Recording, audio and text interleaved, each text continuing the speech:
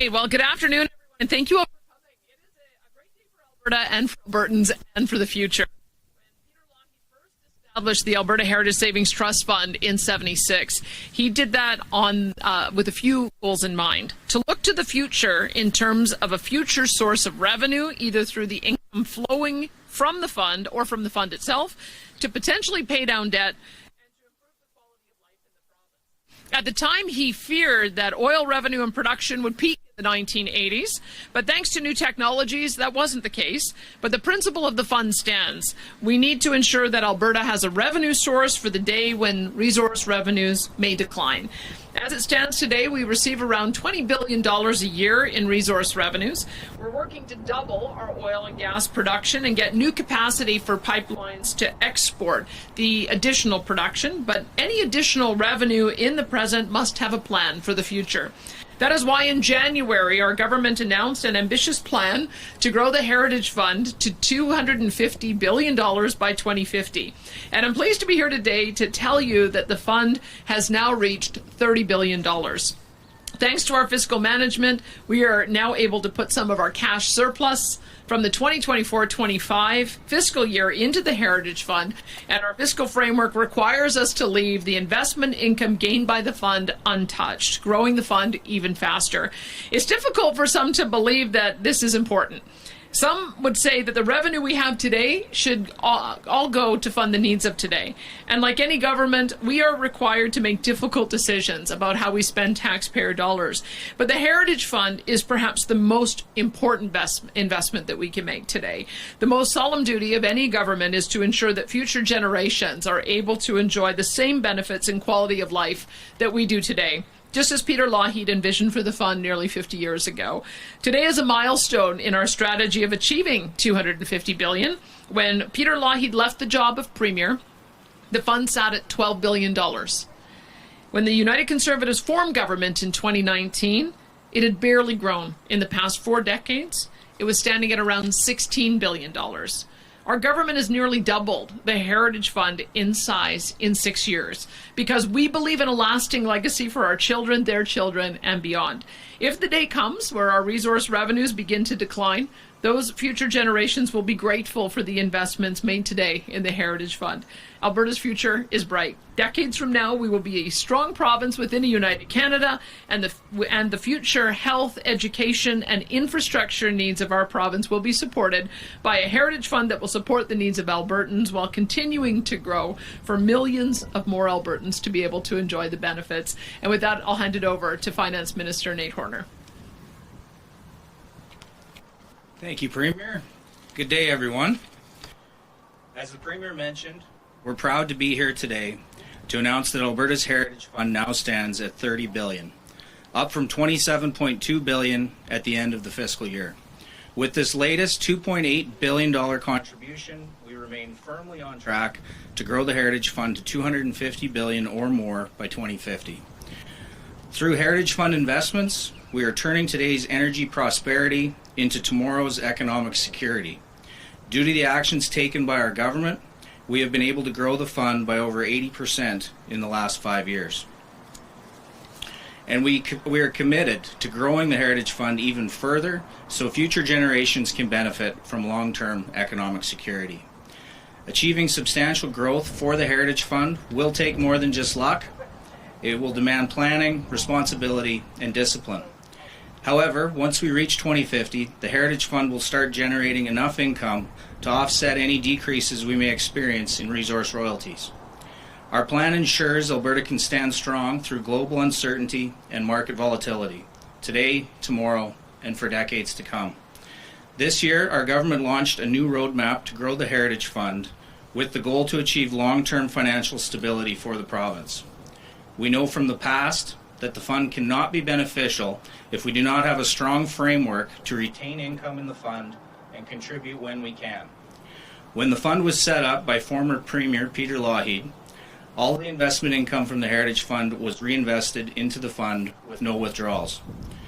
But the right path isn't always followed. Money was spent and sometimes only modest contributions were made. Because of that, Alberta missed out on what could have been hundreds of billions of dollars in returns. That's why we took action and pass legislation to retain the income in the fund. And when oil prices are high, and we do have surpluses, we plan to invest a portion of those surpluses in the fund like we are today. In Alberta, we believe that planning for the future is just as important as being prepared for today. We know that geopolitical uncertainty will always be part of the equation, making the price of our natural resources inherently unpredictable. We are committed to growing the Heritage Fund to provide long-term economic security for Alberta's future generations. But to get this right, we need the right tools and the right people. Central to our plan to renew the fund is the establishment of the Heritage Fund Opportunities Corporation. Led by an experienced team of wealth management professionals, the corporation governs and supports the growth of all Heritage Fund assets, ensuring we maximize returns. They oversee the fund, make investment decisions, and cooperate with other global wealth funds. The corporation will improve Alberta's access to global investment opportunities to create meaningful wealth and future prosperity. They will provide regular quarterly and annual reports on investment performance. As you can see, we're fully mobilized to ensure the Heritage Fund achieves its mission of lasting returns for Albertans. Growing the Heritage Fund from $30 billion as of today to $250 billion in 25 years is an ambitious goal. At a time of changing economic realities and a rapidly shifting global landscape, we need a plan to withstand external shocks. And I'm proud to report that we have a plan that will achieve the growth that Albertans need and deserve. This $30 billion isn't just a number, it's our commitment to Alberta's future going forward. Thank you, and I'm looking forward to the next milestone. I'd now like to invite Joe Lougheed, the Chair of the Heritage Fund Opportunities Corporation, to say a few words. Thanks very much, Minister. Ladies and gentlemen and fellow Albertans, today is an important day. It is a milestone. Alberta's long-term savings account is as strong as it has ever been. By investing surplus dollars from time to time when they are available into the Heritage Fund, the Alberta government is investing in the long-term assets of this province. They're investing in projects and people such that the province in the long term will have the financial flexibility, as the Minister has noted, to weather storms in the future, to deliver the services the people of this province expect, and the impactful investments which we deserve in the future. So, ladies and gentlemen, I want to thank the Premier and the Minister for this important milestone announcement today. It is meaningful for all Albertans today and in the future. As well, concurrent with this announcement in the press release that comes out today, the Heritage Fund Board is announcing its initial Board of Directors. I hope when the public sees this initial board, they will understand that it's made up of an impactful group of Albertans and international representatives that will help provide independent oversight of these important assets. And we expect that 2 or 3 additional board members will be appointed in the weeks ahead. So Premier and Minister, thank you. Thank you for investing in Alberta and its future. Thank you. Thank you to all of our speakers. We'll now head into the media Q&A portion. We'll be taking one question, one follow-up. Please remember to state your name and outlet before asking your question. And we'll start off at the mic here on the ground. Go ahead. Hi, it's Janet French from the CBC. So just thinking about the requirements of investing a cash surplus, which I think was $5.3 billion. Actually, I think this is a question for Mr. Horner. Sure.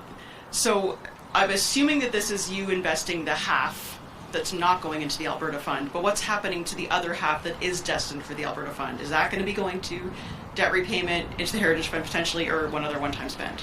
So you're almost exactly right. You're very close on the numbers. This is taking the first 50% and putting it all towards the Heritage Fund, and a small portion of the Alberta Fund, about $270 million. There remains about $2.2 billion in the cash surplus post-announcement today. And no decision's been made on that. It doesn't preclude one from being made even within this fiscal year. Okay, and I'm trying to understand what the long-term investment plan is for the Heritage Fund. You know, we heard Joe say, well, when there's extra surplus cash, we'll put it in. I mean, for personal saving, that's not how they recommend you do it, right? They recommend you're doing regular contributions. So what is the long-term plan and commitment, if any, to contribute to this, to grow it to that ambitious number? Well, I'd say our commitment is to contribute when we can. That's the beauty of the fiscal rules. and conservative forecasting, frankly, will put the province in a position more often to be in a surplus position where we can make decisions like this. But the plan does not require further deposits to be successful in any way. It just makes it more probable and likely. Hi there, Julia Wong, CBC National. This is a question for the Premier. A report into the Jasper wildfire response says the province regularly requested information and tried to make decisions. The report also says that incident commanders spent more time managing inquiries instead of directing the response.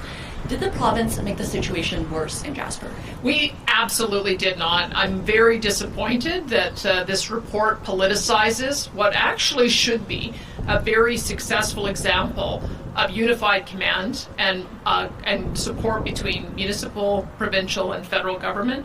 As you know, the Alberta government provided $181 million worth of support, disaster recovery program funding, evacuation payments. We supported the Red Cross. We gave tourism support. We reestablished the Jasper Food Bank. We gave property tax relief. We rebuilt a seniors complex, and we supported regional transit services. I think that it is important to understand that this was a federal fire. It took place in a federal park, and it was a Federal Parks Canada response. We stayed on standby awaiting their request for supply and support, which they gave to us, or which they ultimately did end up asking us to do, and we moved into unified command only after the fire had breached Jasper and burnt down 1/3 of it. So I would have liked to have seen two things come out of this report. Number one, a recognition that the reason why we ended up with such tragic circumstances, in part, was because of inappropriate forest management practices that doesn't cut down deadwood trees. And also, I wish that they had needed to ask for unified command faster, because we were not asked for support until after the town burned down. So whatever it is that they are trying to do to deflect blame, I'm not impressed with it, and I would ask for an apology from the city as a result. We want to work collaboratively with our municipal and federal partners, but pointing fingers at others when they should be looking at what they can do to improve their own response would have been a far better outcome as we approach the year anniversary. And this is just a clarification question of my question one. Did the province at any point during the wildfire response get feedback that it was getting in the way of the wildfire? Not at all. In fact, when we showed up with equipment, we showed up with tankers, we showed up with personnel. We had a firefighter die in the process of trying to manage the response. We had drones that were monitoring hotspots for weeks afterwards to be able to determine safe re-entry. At no point did they say they did not want our response. And so this report comes as a shot out of the blue. It's unfair, it's untrue, and I would like them to withdraw it. And so my second question is, as I mentioned, the report lays out how the province was a hindrance.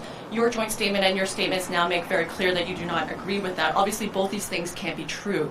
With all that said, how will the province work to make things better next time around? Well, let me tell you what's happening right now. Right now, there is a fire on the Cold Lake Air Base.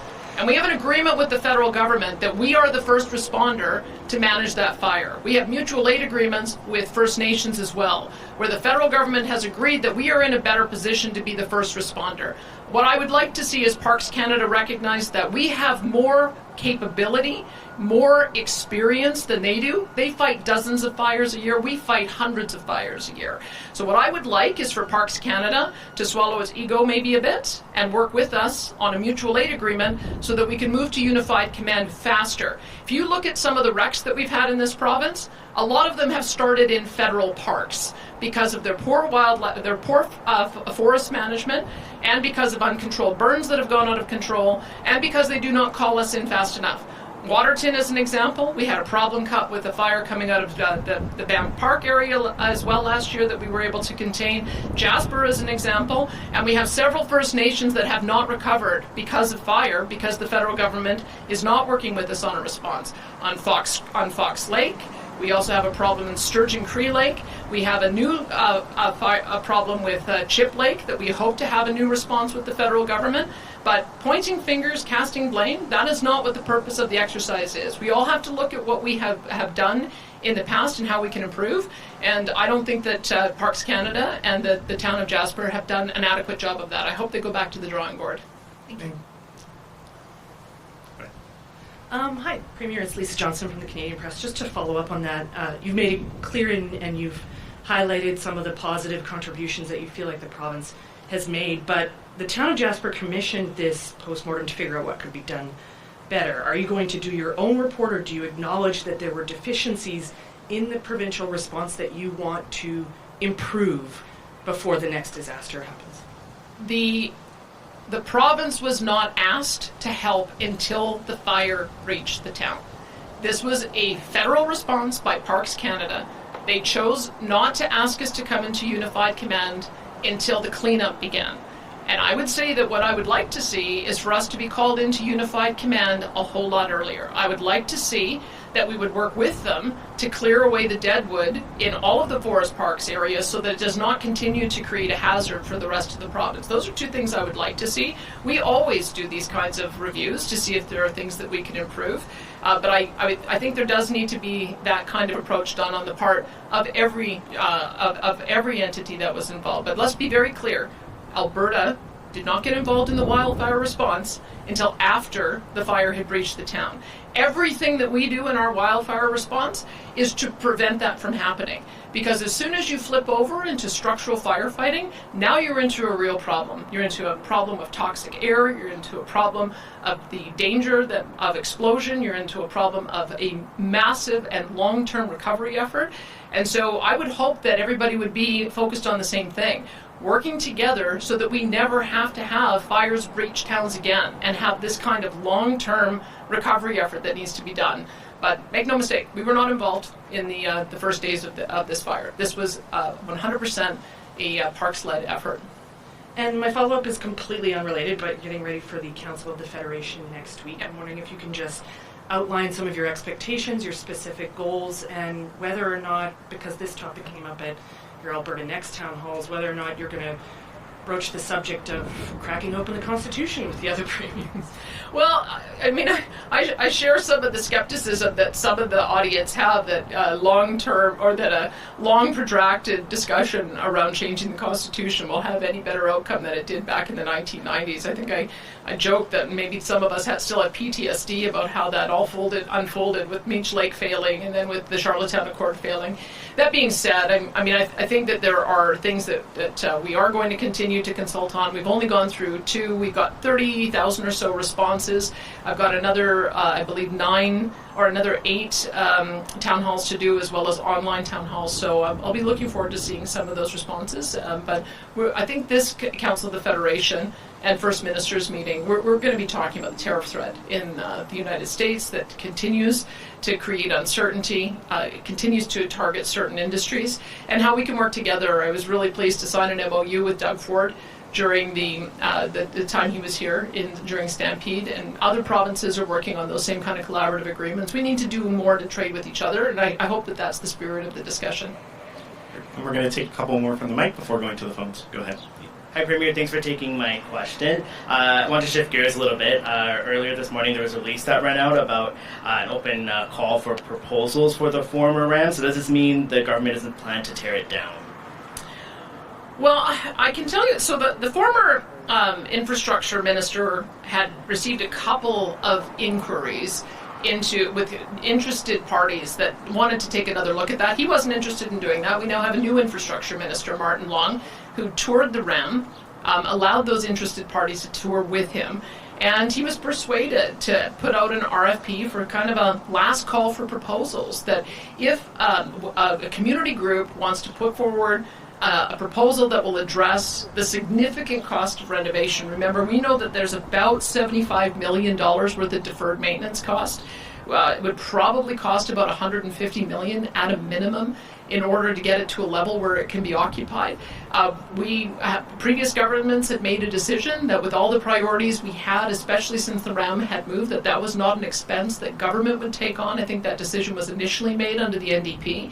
But look, if a community group can raise $150 million and put together a great proposal, then we should be open to that. So we'll see. It'll be up to the community to decide. It may yet be that they're not able to assemble a package to allow us to do that.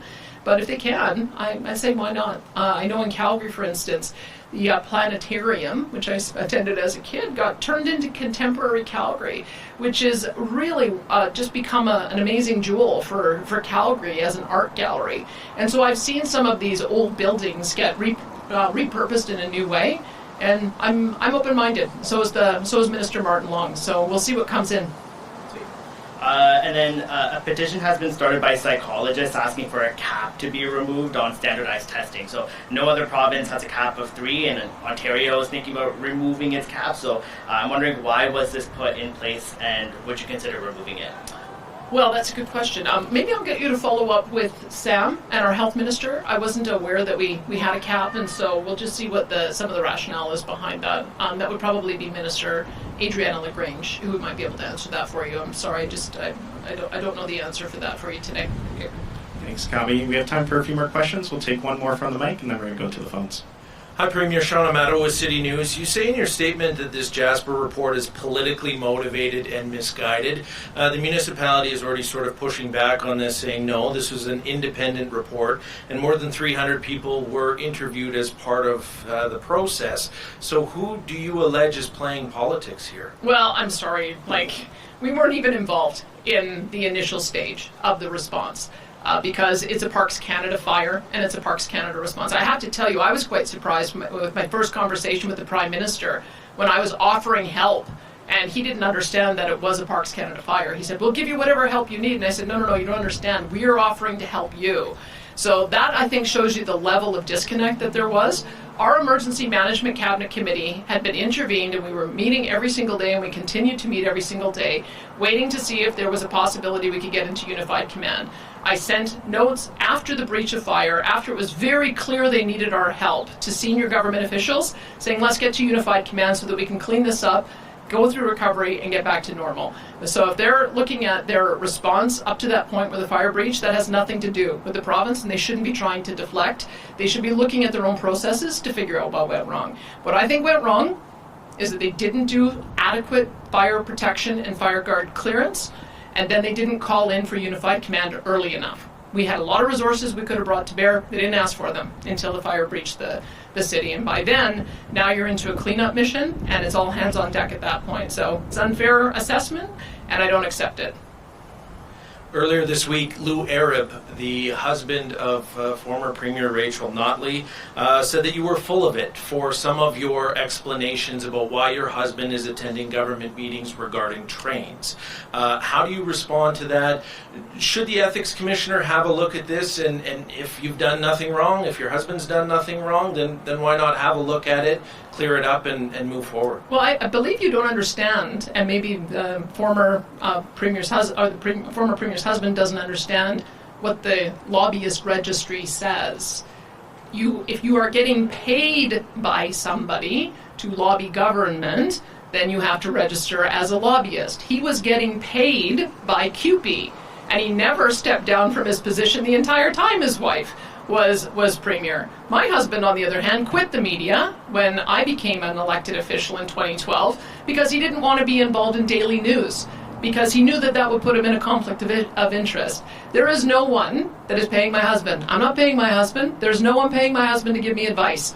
I ask for his advice because I value his opinion. And in fact, I think if you look historically, you will see that former Premier Ralph Klein's wife also served as the head of a Premier's Advisory Committee on Children's Issues. When I was involved in politics in British Columbia, Ted White's wife worked for him at the constituency office. She didn't get paid anything for it, but she worked with him at the constituency office.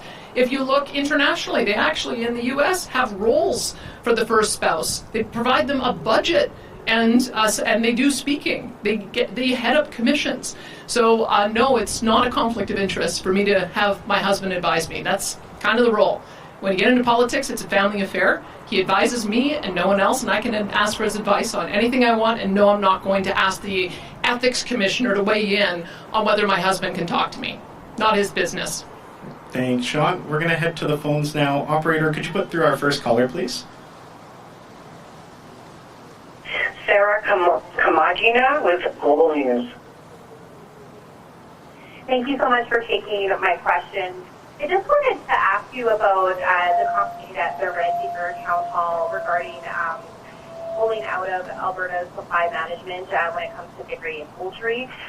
You also said, using the term stick a finger in the eye of Quebec. I'm just wondering if there are concerns that this could hurt dairy farmers here, or what that could mean. Why you said that? Well, I think it was brought up by a member from the floor, and I think they used that terminology.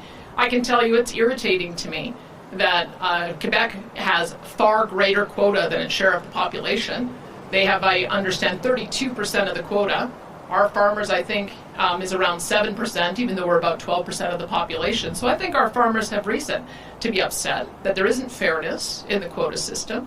And I think that they also have reason to be angry that the purchase of quota is a heck of a lot more expensive in Alberta than it is in Quebec. Those seem to be some pretty foundational aspects of the program that are unfair, and I think that was one of the things that the person who raised it from the audience was responding to. So, I'd like to talk to those who are in supply management to see if they want us to advocate on their behalf to get a fair supply of that quota that they're entitled to, or if they want to move to a more open market. But that's why we're doing these town halls, is to get ideas from the audience, to identify things that they raise, and to do some consultation on it, and we're going to continue to do that.